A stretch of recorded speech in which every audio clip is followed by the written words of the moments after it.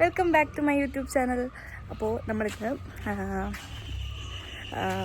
Actually പുറത്ത് ചുമ്മാ പോവാണ്. അതിൻ്റെ കൂടെ വെഡ്ഡിങ് കാർഡ് നോക്കാൻ പോകണം.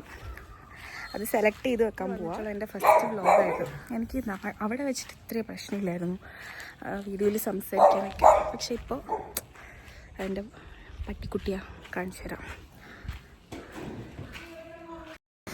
ഇതാണ് നമ്മുടെ വിക്കി. ഇത് ഞങ്ങളുടെ ഒരു ഫാമിലി മെമ്പർ പോലെ തന്നെയാണ് കേട്ടോ. ആള് വീട്ടിലകത്താണ് വളരുന്നതൊക്കെ. ഇതാണ് എൻ്റെ അനിയൻ. അവന് ക്യാമറയിലൊക്കെ നോക്കാൻ ഭയങ്കര നാണാണ്. അതാണ് ഇങ്ങനെ ഇരിക്കത്തുള്ളൂ. ഇപ്പോഴത്തെ പിള്ളേരുടെ ഓരോ ഫാഷനും. ഇതാണ് എൻ്റെ വീട്. ഇപ്പോൾ ഇറങ്ങി വരുന്നത് എൻ്റെ അമ്മയാണ്.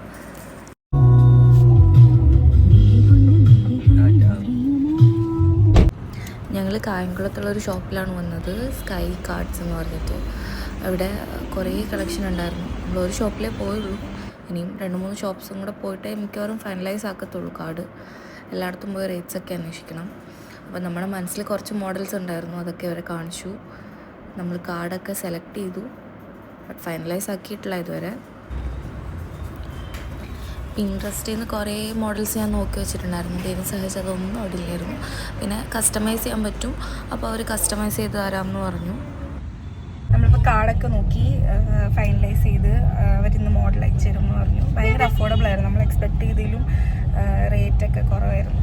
ഇവിടെ കായംകുളത്താണ് വന്നത്. Kayamkulam sky wedding cards.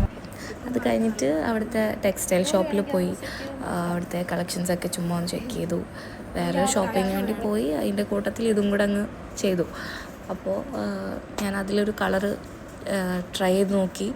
ഞാനൊരിക്കലും ഈ കളറ് സെലക്ട് ചെയ്യില്ല, ബിക്കോസ് എനിക്ക് ഈ കളർ ഇഷ്ടമല്ല.